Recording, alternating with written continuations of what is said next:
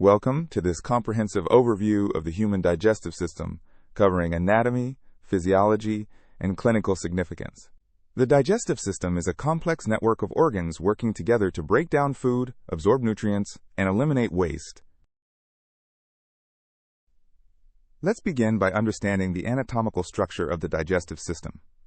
The gastrointestinal tract is a continuous tube extending from the mouth to the anus, measuring approximately 9 meters in total length.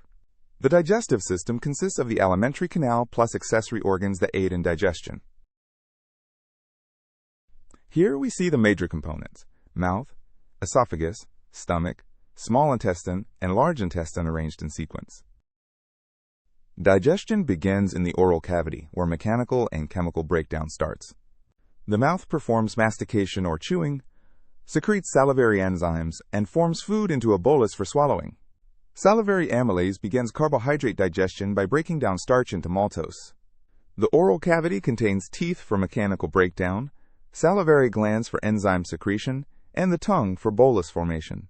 Clinically, xerostomia, or dry mouth, impairs initial digestion and significantly increases the risk of dental caries. The esophagus transports food from pharynx to stomach through coordinated peristalsis. The esophagus is a 25-centimeter muscular tube with upper and lower esophageal sphincters controlling food passage. Peristalsis involves coordinated circular and longitudinal muscle contractions propelling food downward. Peristaltic waves move food through the esophagus between the upper and lower esophageal sphincters. Gastroesophageal reflux disease occurs when lower esophageal sphincter incompetence allows stomach acid to reflux into the esophagus. The stomach serves as a storage reservoir and initial protein digestion site. The stomach holds approximately 1.5 liters and consists of 4 anatomical regions: cardia, fundus, body, and pylorus. The stomach regions include the cardia at the entrance, fundus at the top, body in the middle, and pylorus at the exit. Gastric juice contains hydrochloric acid for pH reduction, pepsinogen for protein digestion, and mucus for protection. Parietal cells secrete hydrochloric acid, maintaining a highly acidic environment with pH between 1.5 and 3.5. Chief cells secrete pepsinogen, which is converted to active pepsin by the acidic environment. The small intestine is where most nutrient digestion and absorption occurs. The small intestine measures 6 meters in length and consists of 3 sections: duodenum, jejunum, and ileum. The duodenum is 25 centimeters. Jejunum is 2.5 meters, and ileum is 3.5 meters, each with specialized functions. Villi and microvilli dramatically increase the absorptive surface area to approximately 200 square meters. Villi are finger-like projections covered with microvilli, creating a brush border that maximizes nutrient absorption. Accessory organs, pancreas, and liver play crucial roles in digestion. The pancreas secretes digestive enzymes including amylase for carbohydrates, lipase for fats, and various proteases for proteins. The pancreas produces approximately 1.5 liters of alkaline secretions daily with pH of 8.0 to neutralize stomach acid. The pancreas delivers digestive enzymes while the liver produces bile for fat emulsification in the small intestine. The liver produces 500 to 1,000 milliliters of bile daily, which emulsifies fats to facilitate lipase action.